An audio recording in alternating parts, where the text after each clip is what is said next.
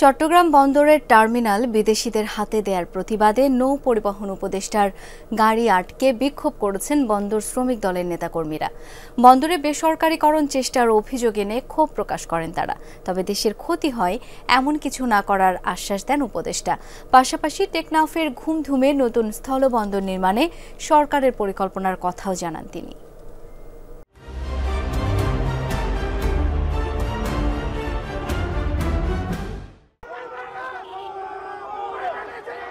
সকালে চট্টগ্রাম বন্দরে কারশেড ও নিলাম শাখা পরিদর্শনে গেলে নৌ পরিবহন উপদেষ্টাকে ঘিরে ধরে বিভিন্ন দাবি জানান বন্দর শ্রমিক দলের নেতাকর্মীরা।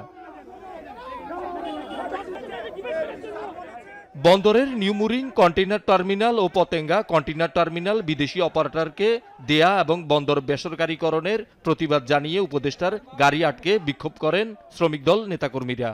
ডিপি ওয়ার্ল্ডকে চট্টগ্রাম বন্দর দেওয়ার জন্য ইতিপূর্বে সালমানে প্রমাণ গংরা চেষ্টা করেছিল, আর তাদের এই এজেন্ডা বাস্তবায়ন করার জন্য বর্তমান উপদেষ্টা এবং কর্তৃপক্ষ কাজ করে যাচ্ছে। ইনভেস্ট করে তারা আসুক, এতে আমাদের কোনো আপত্তি নাই, কিন্তু এটা আমাদের বন্দরের অর্থায়নে, আমাদের নিজের অর্থায়নে তৈরি, সেখানে আমাদের আপত্তি। পরে গাড়ি থেকে নেমে বিক্ষোভকারীদের সাথে কথা বলেন উপদেষ্টা। শ্রমিকদের দাবি প্রসঙ্গে সাংবাদিকদের প্রশ্নের জবাবে তিনি জানান, দেশ ও জনগণের জন্য ক্ষতি হয় এমন কিছুই করবে না সরকার।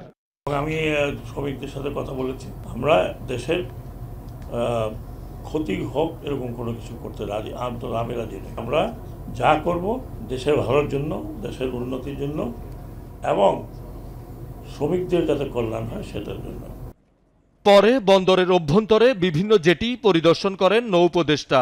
এ সময় মিয়ানমারের রাখাইন রাজ্যের সাথে বাণিজ্য বাড়াতে টেকনাফের ঘুমধুমে স্থলবন্দর নির্মাণ পরিকল্পনার কথা জানান তিনি। মিয়ানমারে যাই থাকুক না কেন, আমাদের সাথে রাখাইন স্টেটের একটা সম্পর্ক ছিল এবং থাকবে, যেহেতু ওখানে রোহিঙ্গারাও ওখানে ওই এলাকার, তো কাজে ওইটাও দেখবো যে একটা ভবিষ্যতের প্ল্যান করে রাখবো। যদি দরকার হয় তাহলে ওখানে একটা পোর্ট করব। অকার্যকর ও অলাভজনক স্থলবন্দরগুলো বন্ধের ব্যাপারে সরকার ভাবছে বলে জানান উপদেষ্টা। আমি 8টা পোর্টকে আইডেন্টিফাই করেছি, স্থল পোর্ট যার 1 পয়সা আমদানি নেই।